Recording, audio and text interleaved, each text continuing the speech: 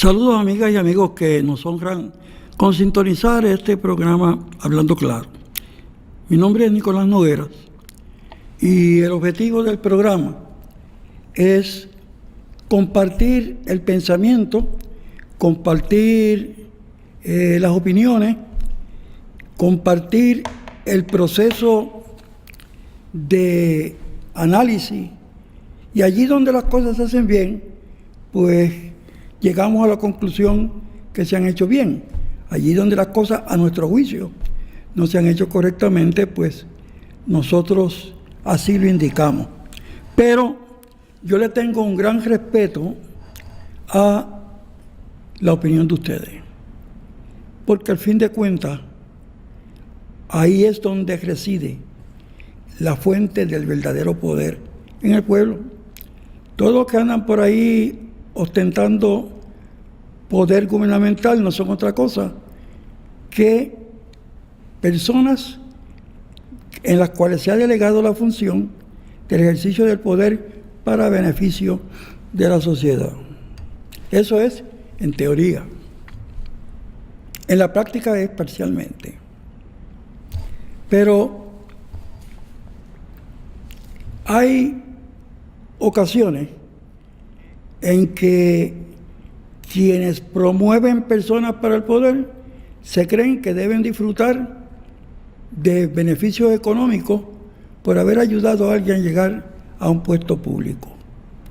De ahí que a veces hay lo que se llama, sin lugar a duda, la corrupción ilegal y la corrupción legal. Cuando hablo de la corrupción legal me refiero a aquel que se beneficia con contratos legítimos para obras legítimas, pero que en igualdad de condiciones no le hubiera tocado ese contrato.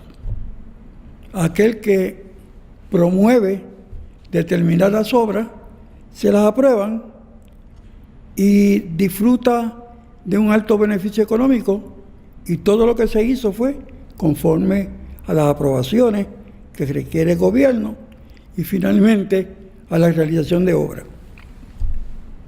Es decir que, ¿cómo uno puede diferenciar unos de otros cuando se descubren?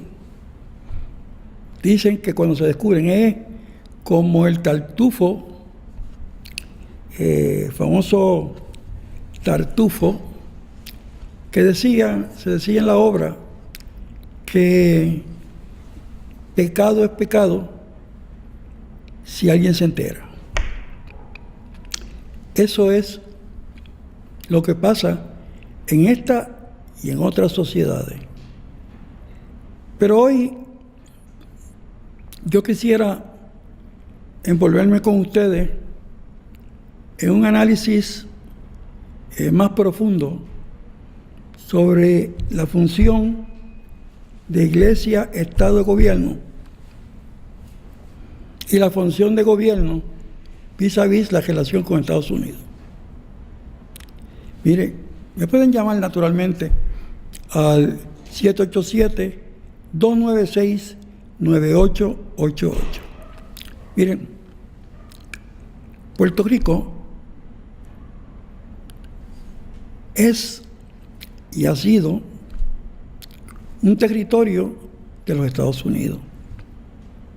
No importa lo que se diga desde el punto de vista político partidista, eso es así.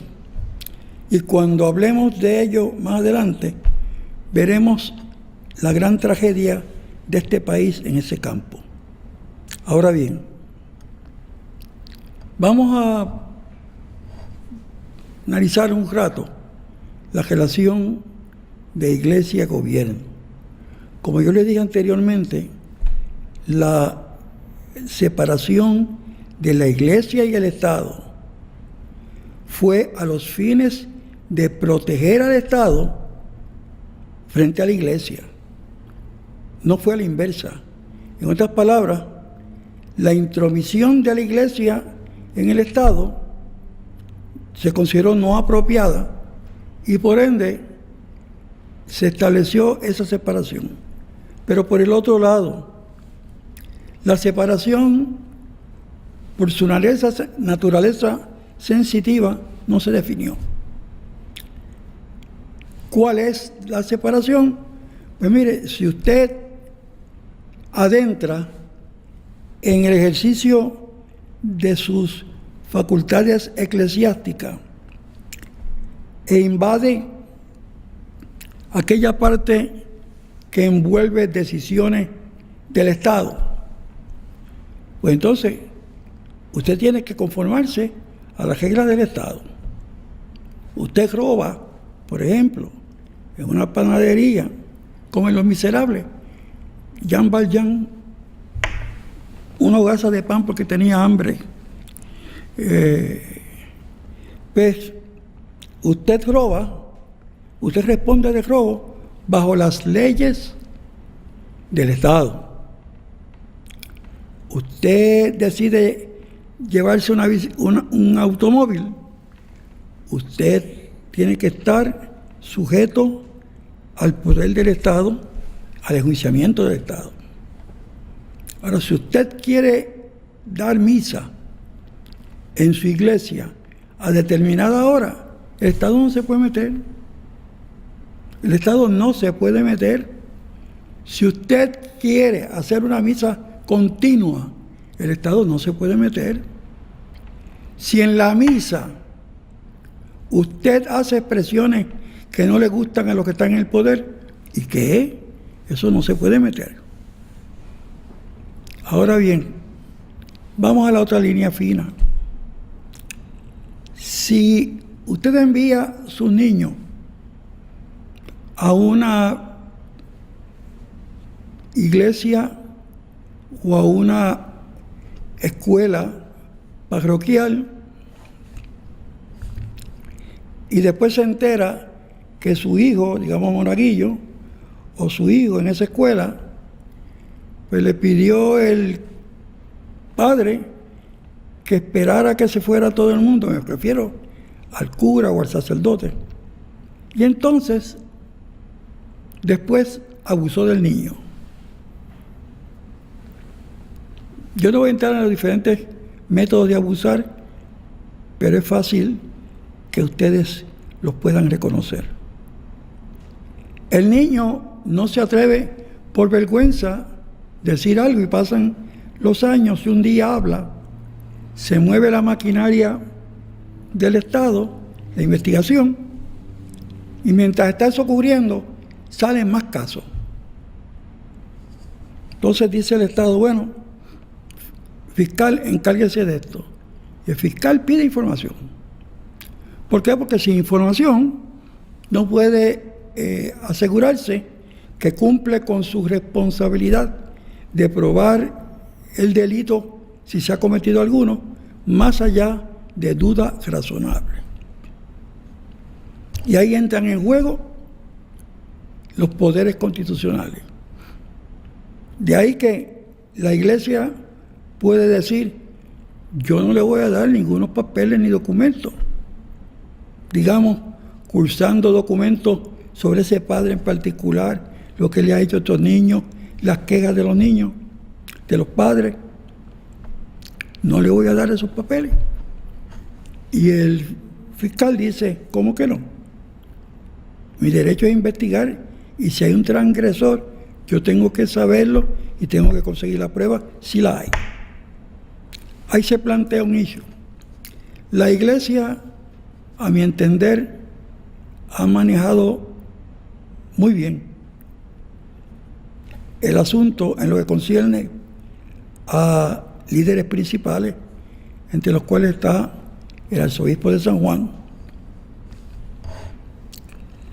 que de manera muy valiente pues, ha establecido claramente el deseo de cooperar, porque la Iglesia interesa que estos elementos que no son puros no estén en la Iglesia, que estos elementos que dañan, que logran penetrar negativamente en la noción tan noble de la Iglesia, estas personas no deben estar. Que al formarse la iglesia, se forma no para tener todo tipo de personas, sino aquellas personas con fe y comprometidas con Dios, comprometidas con el sacerdocio y comprometidos con su misión orientadora, con su función misionera. Bueno, ¿qué hacer con ese señor? Desde el punto de vista eclesiástico, pues mire, se le formula cargo, se le quita esa parroquia y a lo mejor se le envía a otra parroquia o a lo mejor se le expulsa del sacerdocio. Desde el punto de vista del Estado, se arresta a esa persona, se le lleva a juicio y si se le encuentra culpable, se le impone la condena que corresponda. No es menos delito porque haya sido ejecutado por un sacerdote, pero tampoco es más delito. Es decir, se le enjuicia como una persona dentro de la sociedad que ha violado leyes que afectan en verdad la raíz misma de la sociedad. Hoy en día se está investigando únicamente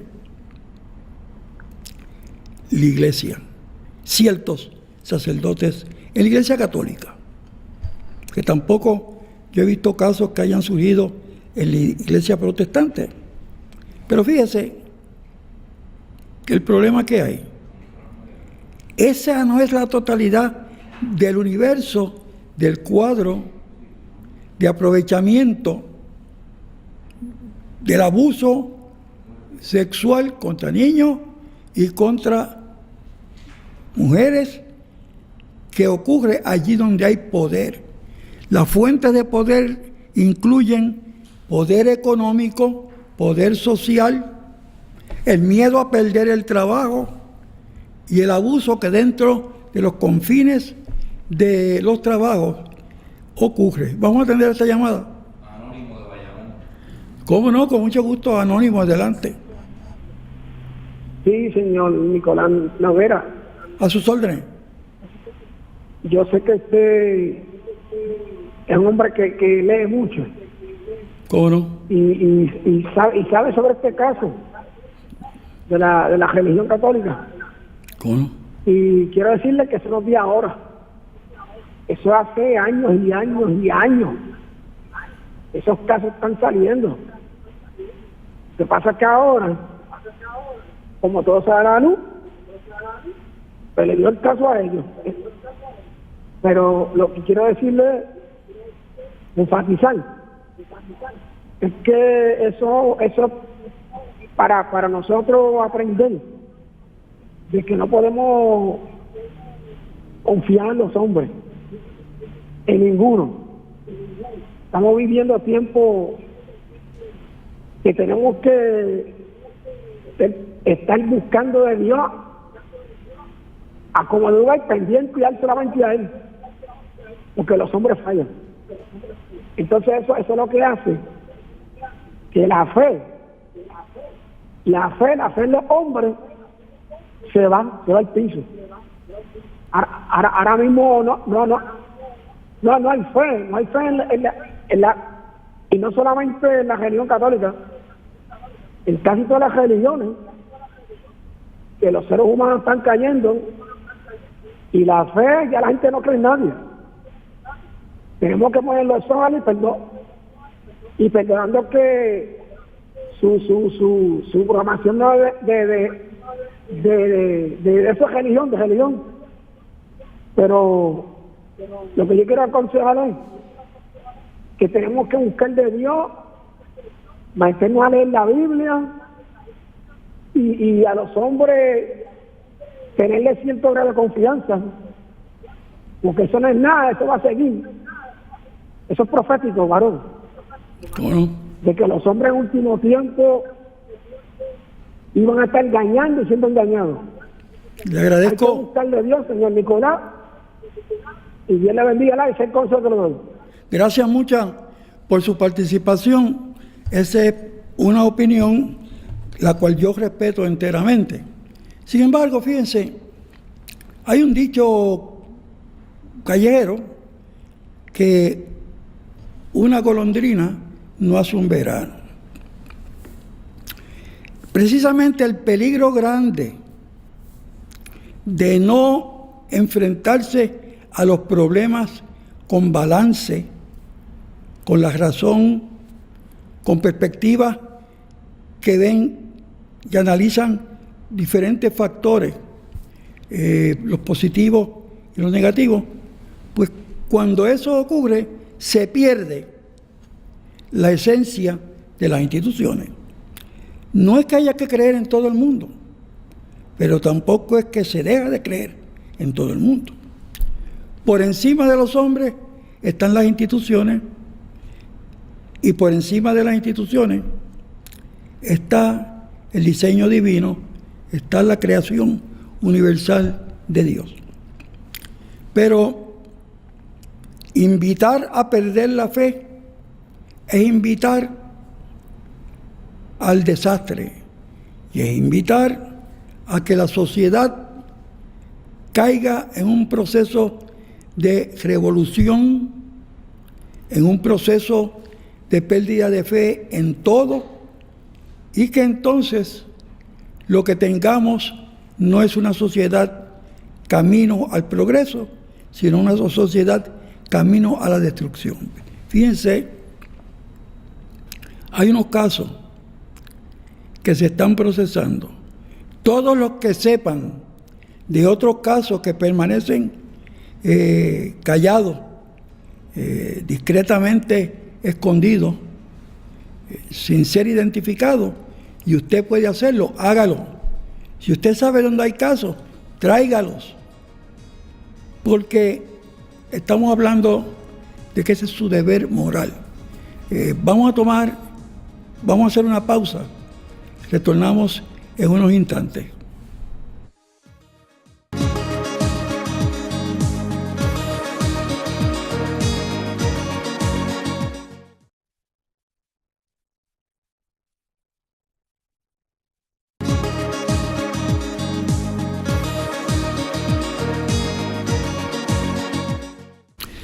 Nuevamente con ustedes, hablando claro.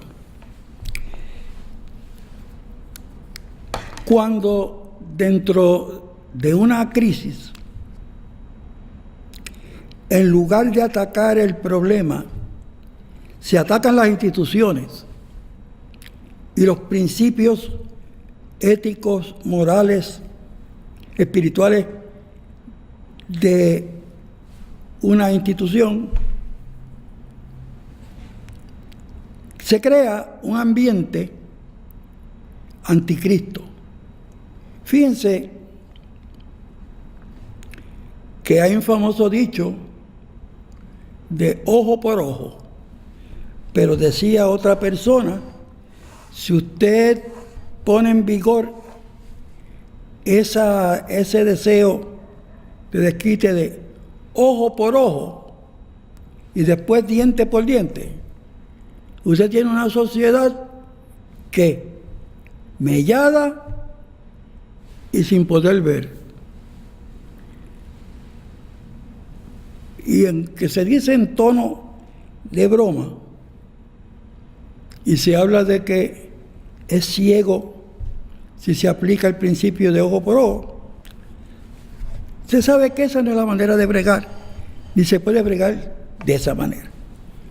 Usted tiene la obligación como integrante de esta sociedad de plantear los problemas, inclusive de traerlos a la atención no tan solo del pueblo, sino de las autoridades gubernamentales.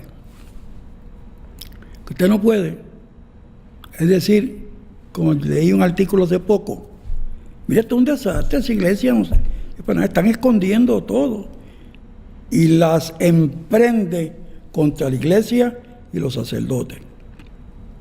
Mañana la emprenderá contra la iglesia protestante y los ministros, porque como que no ha frenado en sus enfoques el distinguido ciudadano, que escribe muy bien, por cierto, y que se desborda junto con su emoción y su molestia ante una situación que realmente crea estrujamiento en el alma. Pero usted no puede, a base de coraje y a base de unos casitos o unos casos o varios casos o muchos casos, bregar a base de odios, a base de que todo el mundo es malo, a base de que no se puede estar en la iglesia, que se pierda la fe. Yo no creo, respetuosamente, que eso deba ser así. Lo que no se puede es permitir a quien, utilizando una institución, se la utilice para propósitos malsanos. Y ahí entramos nuevamente en hasta dónde podemos ir, hasta donde se pueda, hasta donde podamos llegar, y después un poco más, tanto en un lado como en el otro. Usted piensa que ir a la iglesia y ver un cura allí y saber que hay comentarios de que es pedófilo, que usted piensa que lo que está diciendo y lo que lee de la Biblia no vale nada. ¿Por qué? Porque lo dice el cura de quien usted tiene reserva. Es que esto, la Biblia y los principios y las normas que pasan de sociedad en sociedad no están sujetos a cuál es el hombre que en un momento determinado hace la prédica. La prédica en sí produce un sentido de comunicación con algo más que lo que tenemos entre los hombres. Pero por el otro lado, quien hace la prédica y uno sabe que no responde a esos preceptos, es descartado como persona mensajera de esas expresiones hechas y esos principios que se dan a conocer. Pero usted no puede emprenderlas contra la iglesia, porque una sería así y la otra sería igual. Y después, mire, yo terminé el anterior segmento hablando del poder, el poder político, el poder económico, el poder en sus diferentes manifestaciones, produce un tipo de manipulación que usted diría, ¿se está tratando acaso de que el poder lleva a comprar o lleva a persuadir a una dama a que se entregue sexualmente? ¿O es que la dama llega afectivamente, cogerle cariño, pasa por un proceso y termina identificándose con esa persona, y una manera de expresión es mediante el sexo? Pero ahí está de vuelta entonces las damas casadas, las damas con hijos, las damas que están hasta que pasa el cuatrenio y después esa persona ya no tiene ese lustre, no tiene ese brillo, porque pierde la química una vez se desplaza cada uno para diferentes sitios. Pues, ¿qué tenemos? Que en todos lados surge eso. Eso no lo hace bueno, ciertamente, sigue siendo perjudicial a la sociedad. Pero ¿cómo se ataca eso? Mire, ha habido legislación cuantiosa sobre discrimen por razón de sexo. Y ha habido movidas cada vez más elaboradas para no caer dentro de lo que dispone las leyes y las disposiciones constitucionales cuando hablan de ese tema. ¿Por qué? Porque cada mes como que nos enredamos más en cómo bregar con la ley para evitar ser castigados. Y ahí tenemos un claro problema con las autoridades.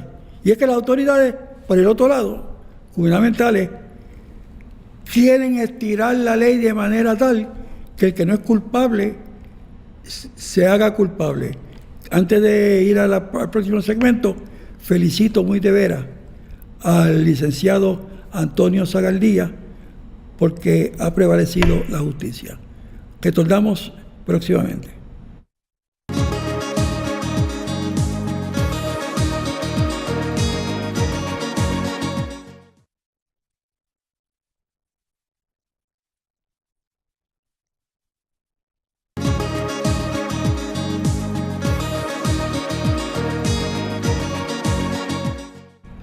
Bueno, continuamos y pueden ustedes llamarnos al 296-9888 para compartir con ustedes sentimientos y pensamientos.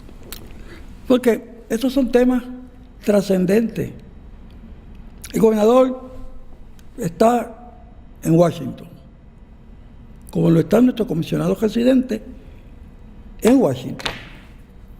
Y no como lo está en el sentido de que el puesto que ocupa el licenciado Pierluisi le requiere estar allí, y el puesto que ocupa el gobernador García Padilla es un puesto que a veces le requiere estar allí.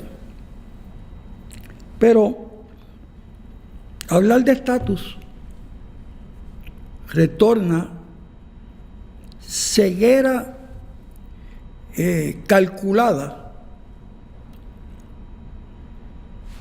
a los problemas fundamentales de este país. No se trata de ignorar el problema de estatus, al contrario, pero no sustituya, como decían y dicen todavía en el argot de pueblo, no sustituya chinas por botella.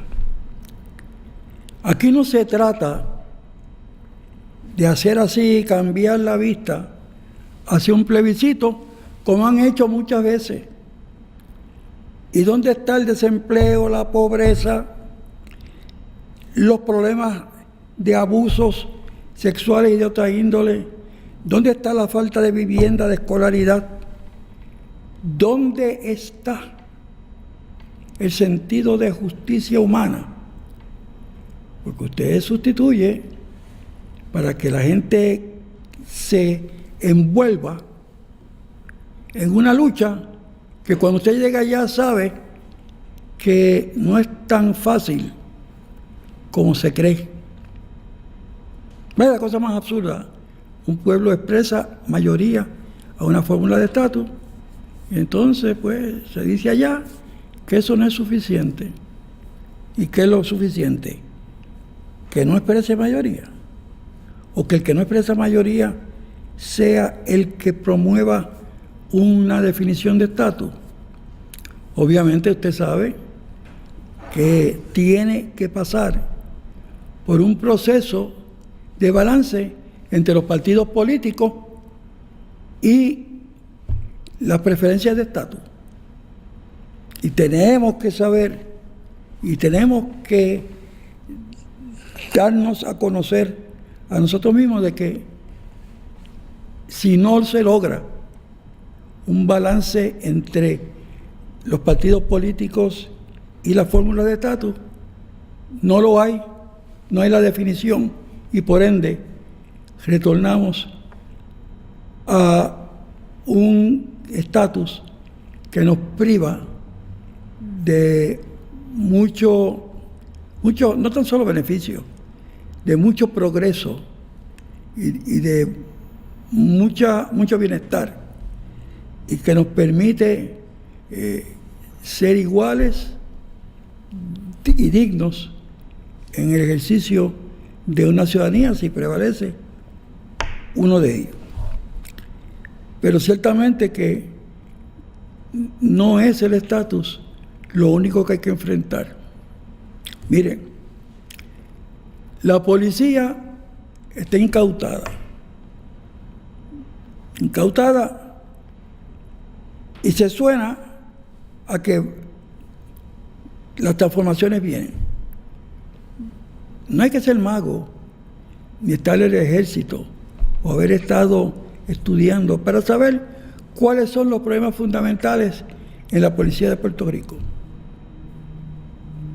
Y vamos a comenzar con la falta de equipo, con la falta de entrenamiento, con la falta de buenos salarios, con la falta de estímulos, con la falta de incentivos para que estudien, con la falta de espíritu de cuerpo y con la falta de solidaridad, para que entonces pueda haber en la tecnología la oportunidad de utilizarse para fines de combatir la criminalidad.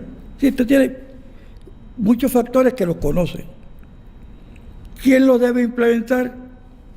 Yo creo que no estamos capacitados para hacerlo, pero obviamente se ha creído otra cosa por las autoridades federales y hay que observar qué se logra de esa incautación, de ese dominio momentáneo, y puede que surjan cosas nuevas, pero lo que me sigue preocupando es situaciones como cuando un ejército toma el gobierno de un sitio para después devolverlo a un gobierno constitucional.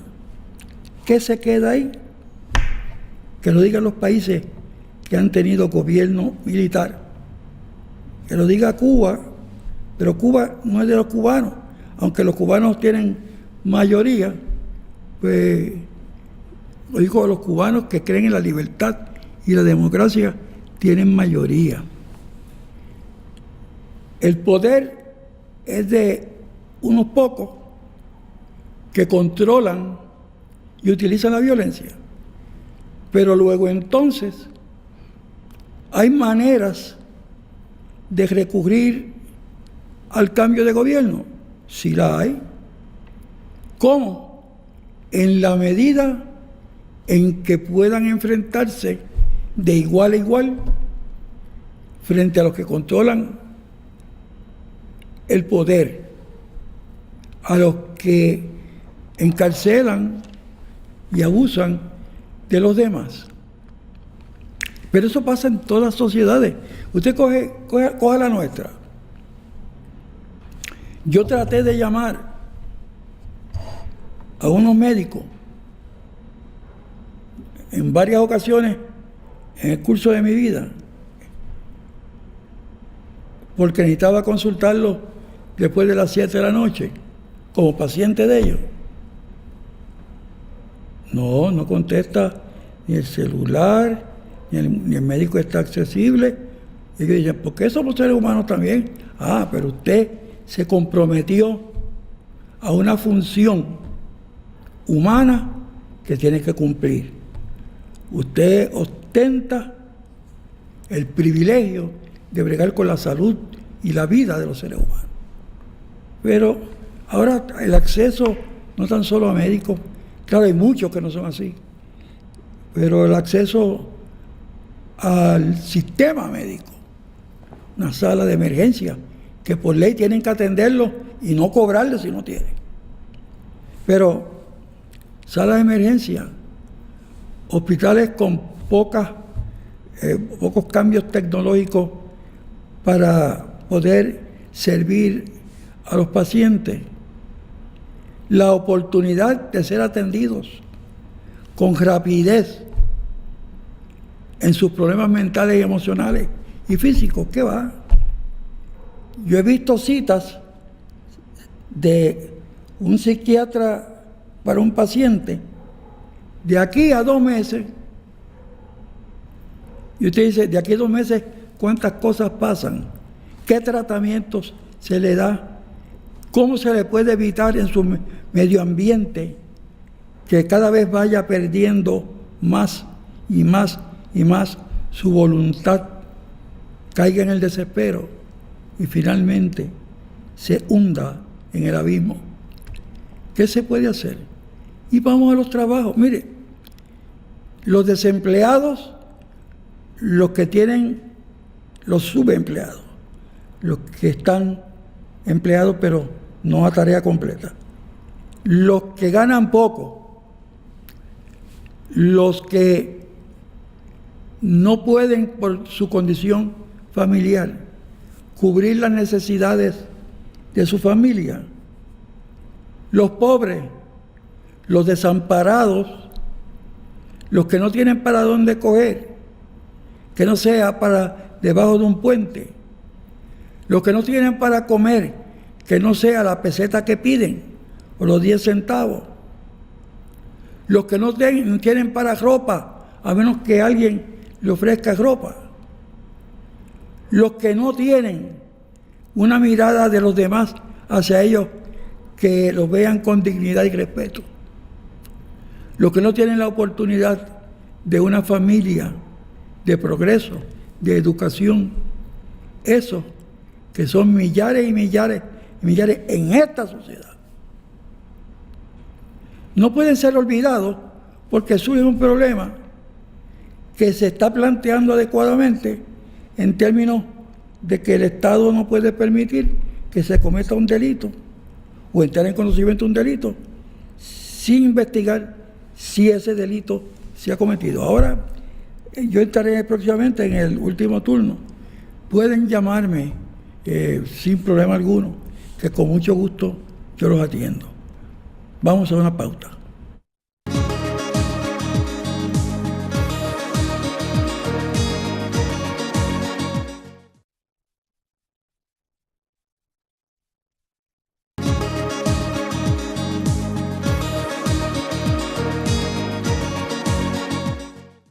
Bueno, estamos en la última sección de este programa. Lunes, Dios mediante, retornaríamos a las 7 de la noche. Y estaba haciendo un análisis de todos estos problemas que atribulan la conciencia humana. Pero los niños que quieren estudiar, los adolescentes que quieren superarse en sus estudios, los que estudiando salen al mercado de empleo y no consiguen trabajo, los padres que no pueden sostenerlo, el ambiente emocional y mental que hay en un hogar que carece de ingresos. Mírelo en perspectiva, mírelo en mucho. Y usted tiene un problema ahí que hunde una sociedad. Y si usted a eso le añade que no hay conciencia social en aquellos que tienen abundancia de ingresos y no desarrollan lo que don Luis Fejé decía, la responsabilidad social del capital, pues usted ve que no habrá solución al problema, porque los que pueden dar no dan y los que no tienen quien les dé. Y gobierno nuevamente trata de buscar soluciones y que termina cogiendo prestado.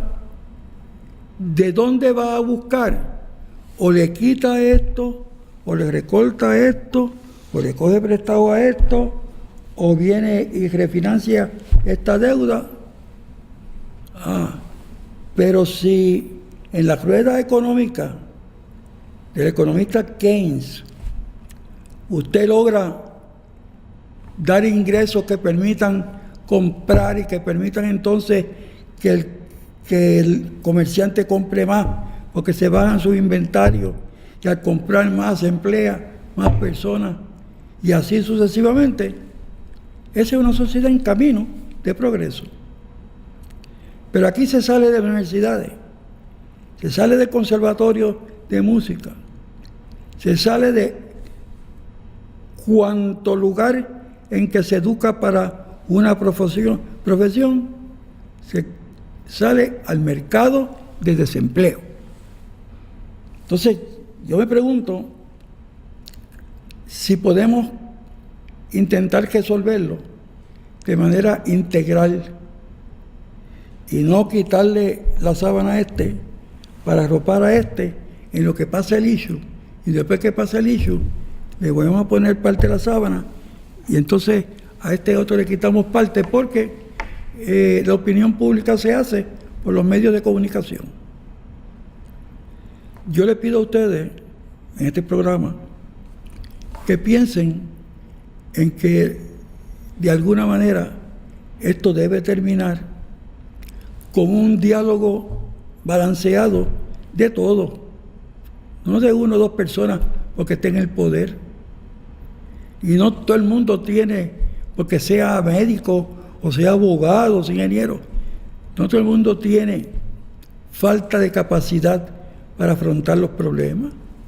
Hay que buscar personas que dialoguen en diversos sectores de la comunidad y que eso sea oficializado, sea validado por el gobierno y después discutan al final conclusiones, metodología y acción. Tenemos ante nosotros una verdadera crisis y nuestros hijos, en el caso de mi hija, ella es abogada y está en un bufete en Washington, a Dios gracias, él siendo muy bien su profesión. Y yo tengo una nieta, gracias a Dios, de 2 años y está muy bien casada. Pero ustedes creen que yo no sufro porque no han tenido esa oportunidad, o los que no han tenido la segunda oportunidad en su vida, porque fracasaron en la primera, o en la segunda, o en la tercera. ¿Para qué sirven estos programas?